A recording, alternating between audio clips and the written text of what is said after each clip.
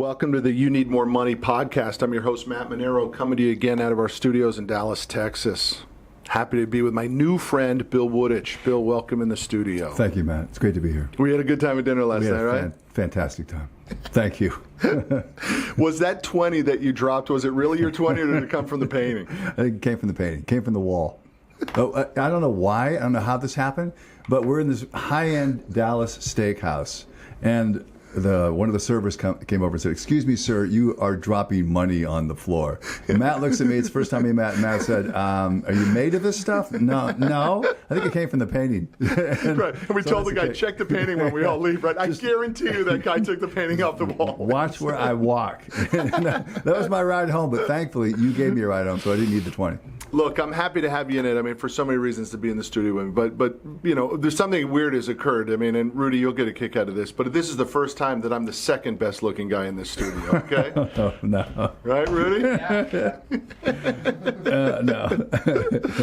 For those of you who want to watch it on YouTube, you will see Bill. Bill is in unbelievable shape. Tell me what your physical routine is, Bill, because you are in great shape. Matt and I were talking, we talked about this last night. So we talked about what the discipline is, what it really takes to be able to move with grit. Because you can have grit as a mindset, which it is, as a way of thinking. But if you can't execute, if your body can't cash those checks that your mind writes, what good is grit? So what I do is to become very disciplined on a diet. And I hate to use the word diet, but it's a way, now it's a lifestyle. So what I'm going to do, Matt, is get up every morning. I'm going to eat 3 eggs, whole eggs. Cholesterol's not going to bother you. I'm going to do a little bit of egg whites, maybe 2, some avocado, a little bit of oatmeal, because I have to feed my brain. So I'm going to start the day with good sources of clean carbohydrate, good sources of clean, lean protein, and I'm off, and I'm running, and I'm ready to exercise that grit. Every 2.5 hours, I'm eating small meals. You have to keep feeding that brain. You have to feed the brain, because when you critically think, you start to burn calories. You burn calories, you go into that willpower depletion, and every deal will look good to you. One rule we have in our company: don't make a big decision after 4 o'clock, because you know what? You come in, you're beaten down, and it's like, it's the reason last night we didn't have chocolate cake come to the table, because we would have eaten it. We were all 100%. Yeah, but the only reason I didn't have it was because you were there. If you weren't there, I would have had it. So we're working on that. We're good for each other. But I mean, let's just get into a little bit of your background so the audience gets a better understanding. I mean, as we talked about last night, and I know through our friends Hank Norman and Steve Carlos that I know a little bit of your background, but let's share a little bit. I mean, you grew up in Western Pennsylvania. Yeah. And then I don't like to tell the person's background in an interview. I would much rather have you describe it so it gets the justice that it deserves and your interpretation of it, not mine. Yeah, no, you know what? I think like seeks like, and I think that's the reason why I really like you, because we have some similarities in our background. And we both came from what I would say maybe a lower middle income background, maybe lower middle class at the time, that level in strata. My father was a disciplinarian state policeman. My mother was a very compassionate nurse. You know, she just had that RN ethic inside of her. She was born that way. Florence Nightingale, you know, just very much so. Yeah. And my father, it was an ideal childhood. I'm the eldest of 4. We had a Mark Twain ride horses, learn how to fish and hunt Western Pennsylvania existence. And my father then suffered from alcoholism. It really manifested itself later when I was 14, 15 years old. And it really put a sense of uncertainty and fear throughout the house. So much so that as we walked home, yes, in snowbanks up to our derrieres from school, we would have that trepidation about opening the door because the uncertainty of what you would find. You know, you didn't know if it was the mean drunk, passed out drunk, or the happy drunk. And it was one of those things that I remember to this day, that feeling of uncertainty and fear. But I rebelled. I went the other way. So he was a disciplinarian.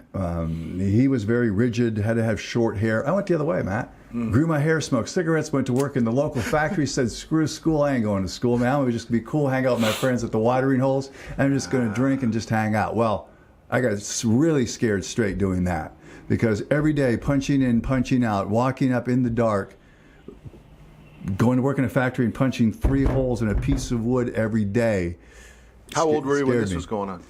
19. So this is after high school. 19 after so you high didn't have school. aspirations for college? No. I wanted to go the other way. You did. Then I got scared straight into college. Yeah. Got a chance. Yeah. And both my parents, and I will say this in a moment of sobriety, called me into the garage, my father and my mom by his side, and said, "We'll give you one shot. We're going to send you to school. But if you F this up, you're on your own." No kidding. I always remember, and I think this is important, you have to, I think, remember that fear or that feeling of something in your past to be able to really find part of the fuel to go forward. You know? Look, you said something last night over dinner that really resonated with me. You said the more successful people get, the worse their childhood memories are, right? Yeah.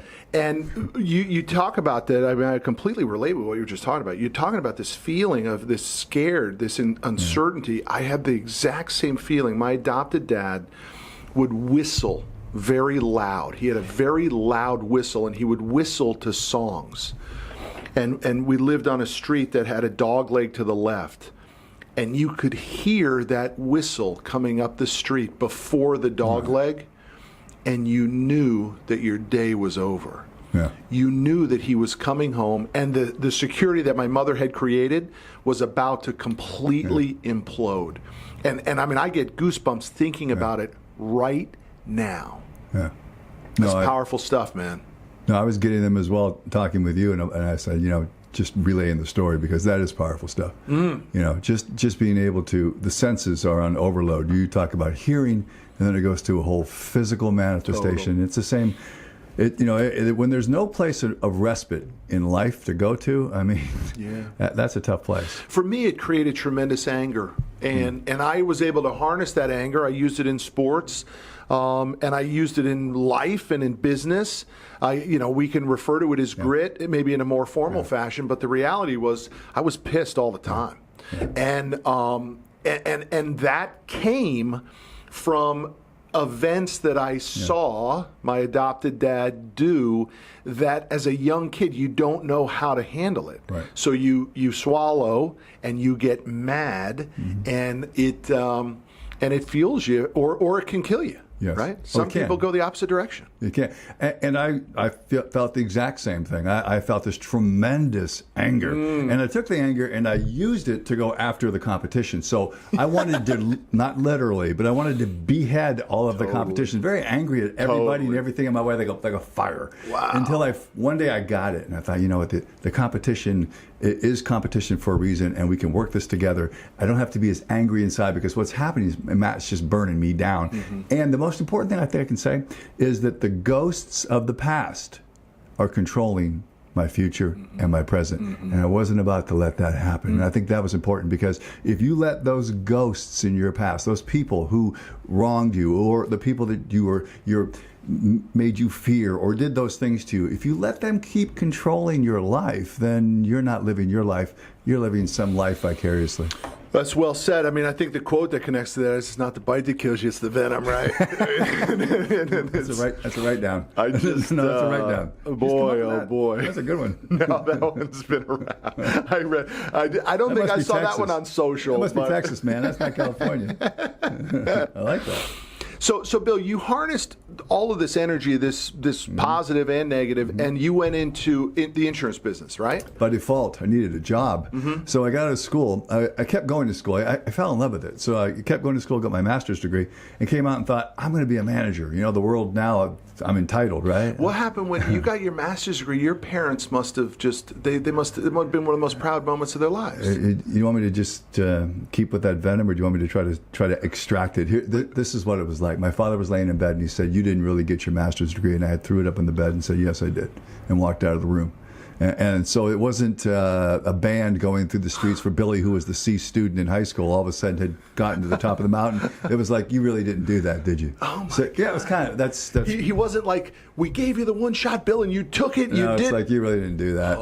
You've never finished anything in your life, so you didn't finish that as well. So that's my memory of that. We were talking. You and I were talking last night about exhuming, bringing up those past memories that we forget about. Totally forgot them. And we start getting to moments like this, and all of a sudden they start coming out. Yeah. And I think that's a great thing, because it makes us more real, and I think people can connect with a lot of that because there's so much in other people's lives that people tend to put that armor over and maybe hide and never really face. I think early in our careers, you're terrified too of not being the perfect company for the client, right? And then scale kicks in if you're fortunate enough to get scale like you have and I have. And then you realize it's a huge marketplace. I don't want to please everybody. I need raving fans. I need 1,000 or whatever that number is of crazy customers who want to do business with us. And so moments like this are real, man. I mean, my clients are truckers and construction guys. They didn't come from silver spoon upbringings either. They had tough fathers too. Yes. So these are moments where we're not talking about closing deals. We're talking about being better business owners. Yes. Better people. Yes. You know? Better people. I think that we're in fear of being less than, and less than to ourselves. You know, at a certain point I had to validate myself to some of those people in my past to say I am good enough. So that consumed me. And it drove me right to the top of the sales boards at a Fortune 500 company, right to the top of the sales leadership boards at another company.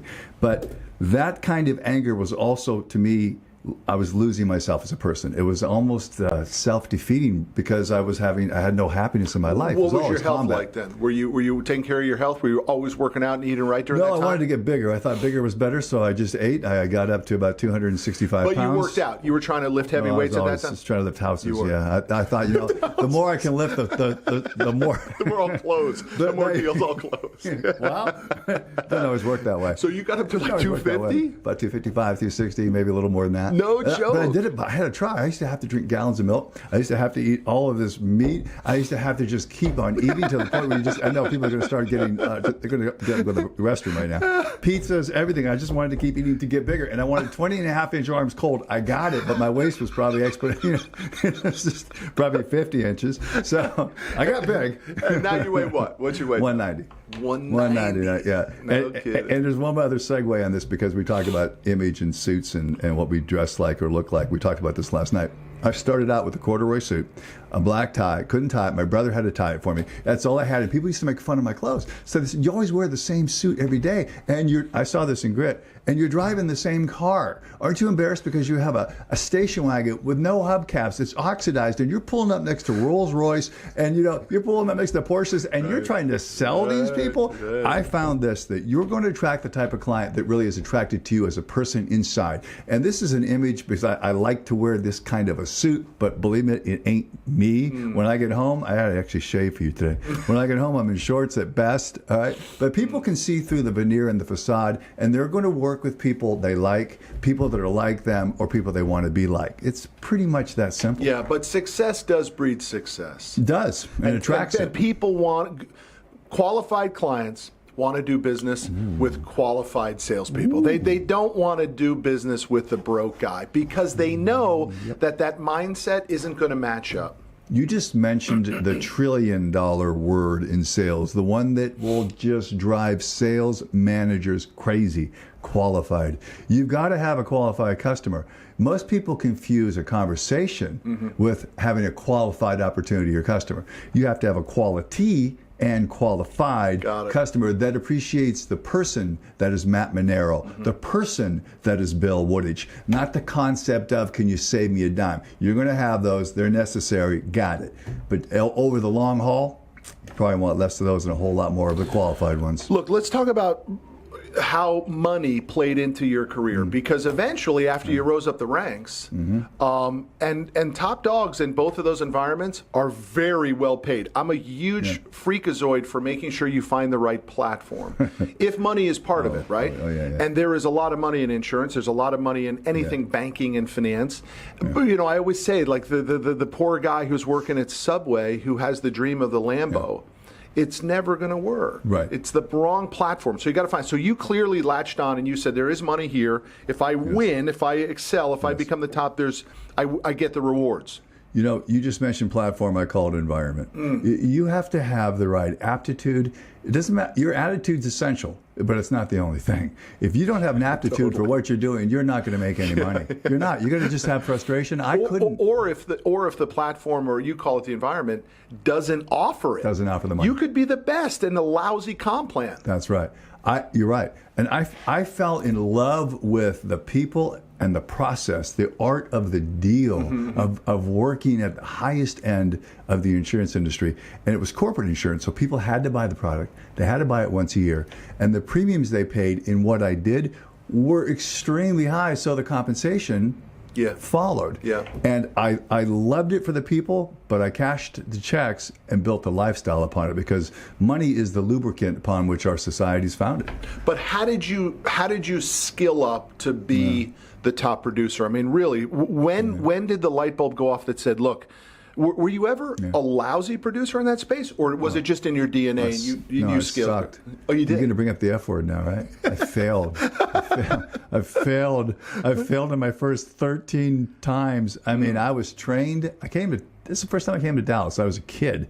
I came here to Dallas. They trained me in 6 or 7 different cities with Liberty Mutual, and they taught me how to qualify, how to open probe, close probe, all Get these referrals. things. Yeah, all these things where I had to start thinking instead of just acting and reacting, and I sucked at it, man. I don't know if I can say that word on here, but I was terrible. You want, I was it's terrible. my podcast. Terrible. All right. So I failed in my first 13 times, and every time I failed, I felt that I was getting closer to learning, because I would start to adjust. Matt, you got to adjust. You got to be flexible. You got to be agile. You got to be open to the learning experience. If you keep trying to shove your way and your way ain't working, you better do something different. But did you have a big hit, or did you just have lots of little wins that over time built up, or did you have one big pop and you said, whoa? I started out selling $300 floral shops. $300, that's all it was. Well, you saw floral shop as a niche, and you said, hey, no, I'm not kidding. I believe there's riches and niches. Okay, but it's like basketball. No, they shoved me in the most poor section of Richmond, Virginia to say, this is where your limits are. You can sell $3 million, $4 million, $6 million policies. But no, we want you to learn and cut your teeth on floral. So I started to write a couple, and I just because it's my nature as a rebel, I walked by one of these producers' desks, grabbed a sheet, had a big account on it, huge account, one they could never get into. I just called it. I kept calling it and calling it and calling it, and I got in. Here's a game changer for me, and I think every one of your listeners, every one of your watchers will have one of these as they drive up toward success. Sitting there with suits from Atlanta who came in because it was too big of a deal for me to work, and it was.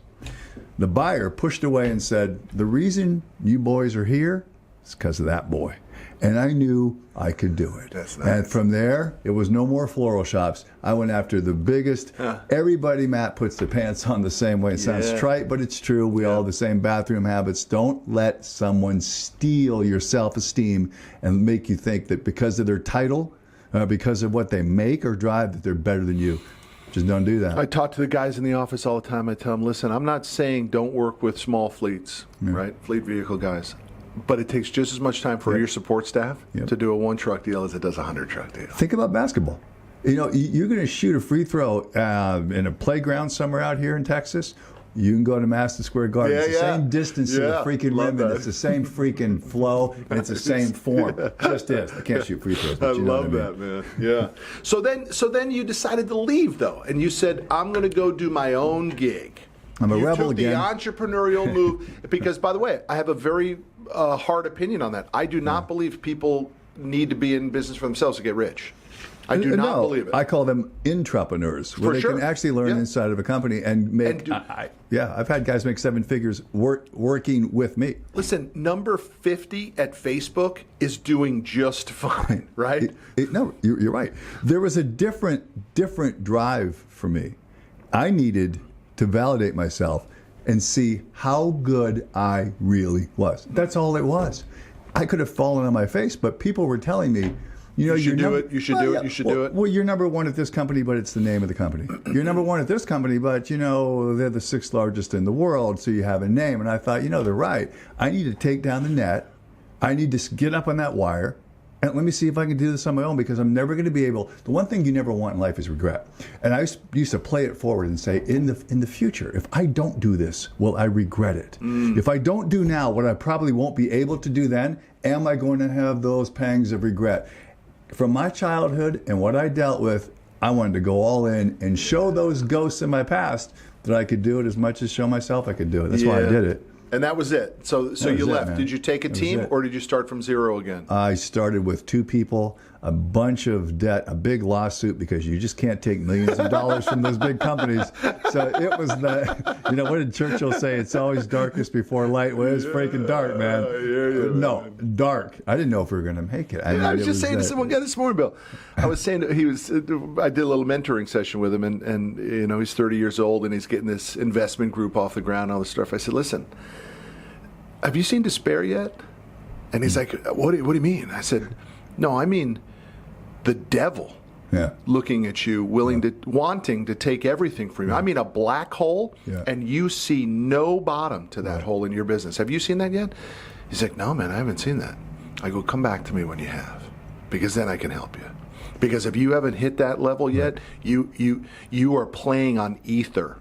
You're not playing on grit and who you really are yet. You haven't been tested to see that. You give me so many great takeaways. I don't have to play this back and get them, because playing on ether is great. I'm just playing off of you because you felt it. I mean, the way you just described it was what you saw, darkness. Yeah, I call it looking into the abyss. And when you look into the abyss, you've heard this before, and nothing looks back, you got a problem. and you know what has to look back in the abyss is character. And it's got to be your character. And Matt, the biggest, most important thing has got to be your self-belief. And your self-belief has to be steeled, and it has to be steeped in a certain confidence that comes from competence. You've got to be able to master the fundamentals of your trade. That's part of what we talked about with grit. You got to master those fundamentals before you try to fly like Michael Jordan. So, Bill, you're really an academic guy too. I mean, you believe in higher education, very high levels of education. You are a massive reader. So it's a mixture, but you're also a massive doer. So it's a mixture of both, I think, in your world, right? Well, here's what I will tell audiences. Isaac Newton, much to my dismay, right? He sat on a bed for days figuring out calculus. Now, he didn't move. He was transfixed. So he was the thinker. Well, unfortunately, he got off the freaking bed and did it, because I hate calculus. Okay, I hate math. I'm not very good at it. But he got off the bed and he did it. It's the synthesis of thinking and doing. And Matt, I've said this since I started. The shorter the distance between a thought, a really good creative thought, and its decisive action, the greater the shot, the greater the likelihood of success in any endeavor. And the opposite is also true. Most people either think and don't do, think too much waiting for perfect, do without thinking. Think Custer went down that kind of a rash decision. But you got to be able to think and do. That is one of the biggest difference makers right there. And street smarts and book smarts, that synthesis creates the ability to do both. That's the difference. But if you had to pick, are you going to pick think, or are you going to pick do?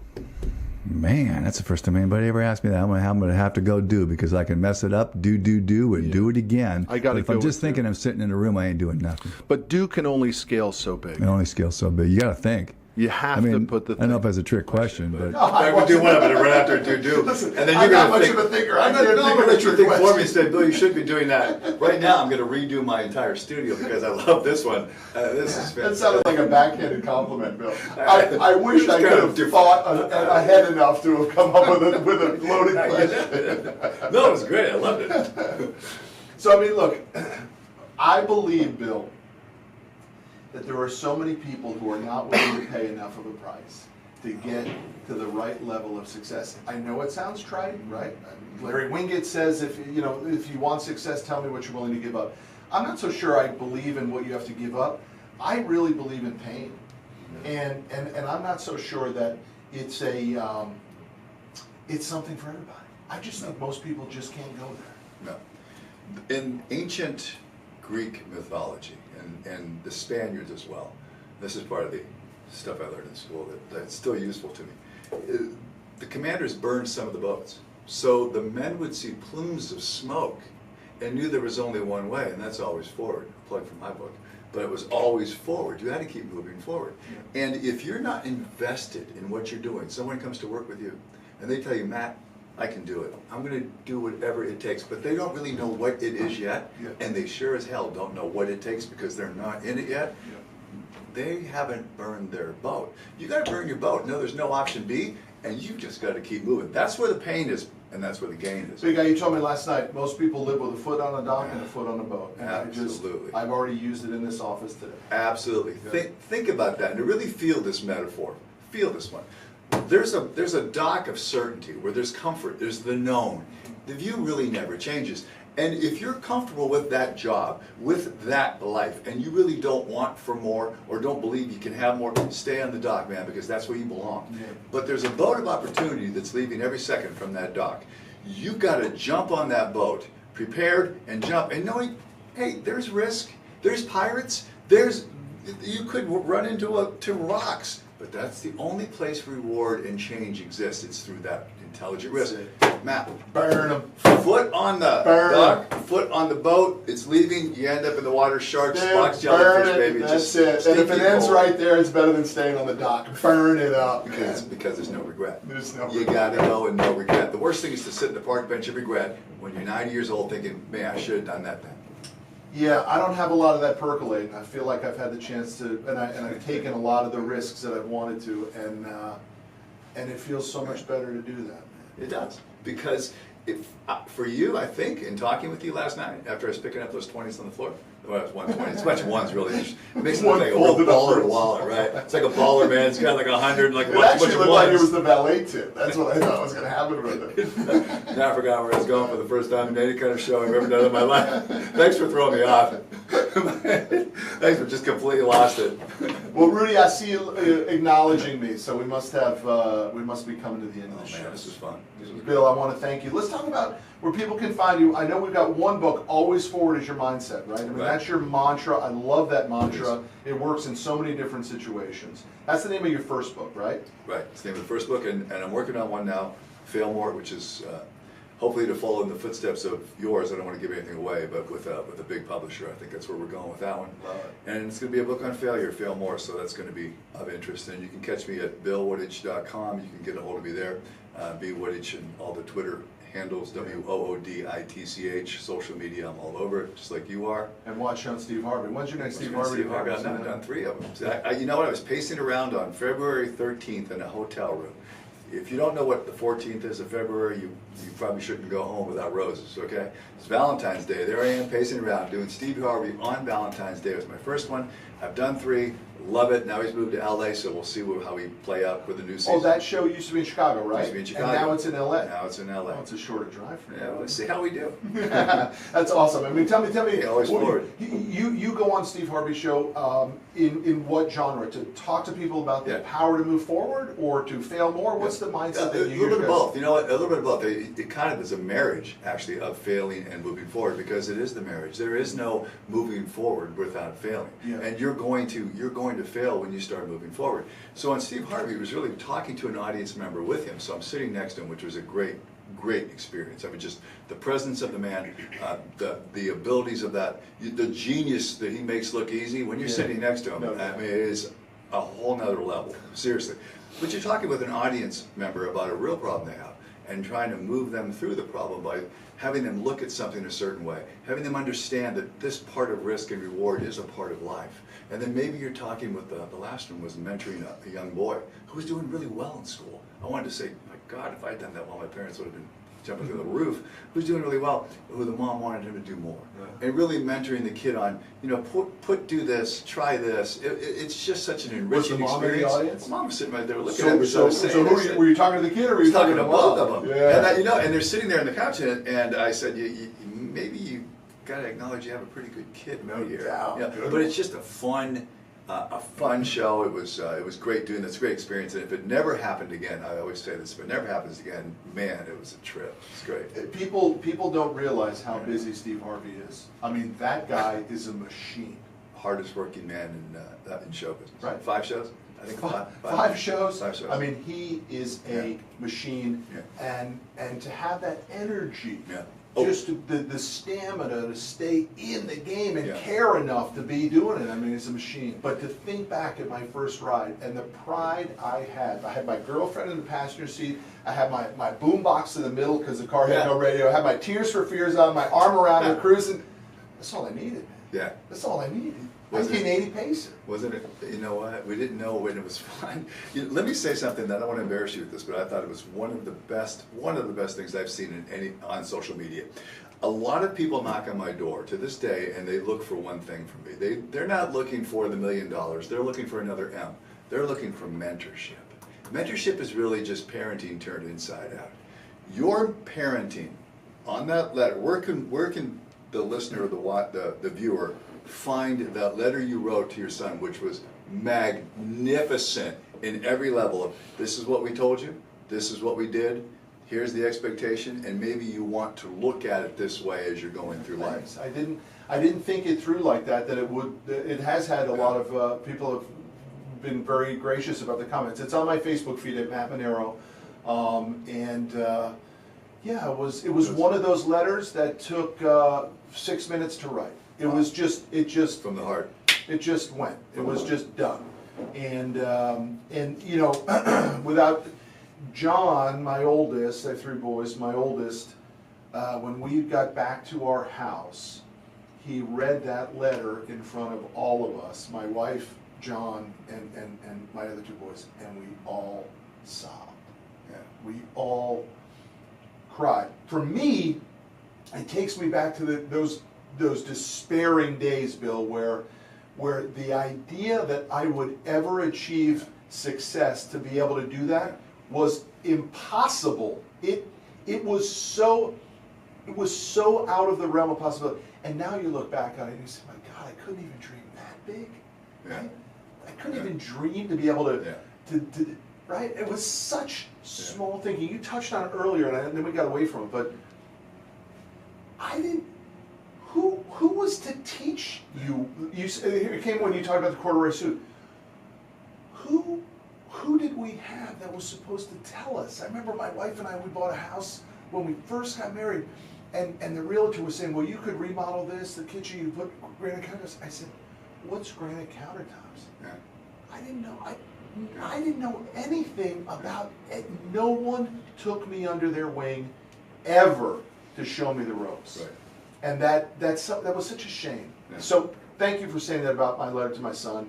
But the reality is, I don't want him to have to learn that crap that took me so long to learn. I want him to see But it. your question is, who was it that was to teach us that? You know, and I think that's the great thing about what we're doing today, what you and I do. We talked about this over dinner, what our purpose is, and how we are really determined, as sappy as it may sound, but we're doing it every day, to really influence lives where we can and make that difference that we really never had people do for us when we were younger. Yeah, it's a great mission. It's a great mission.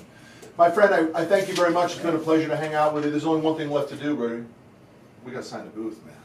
We got to get you in and sign the booth. That's it. Bill, I appreciate it very much. I look forward to seeing you down the road. Okay. Thank you very much. Thanks, buddy. Thanks, Matt.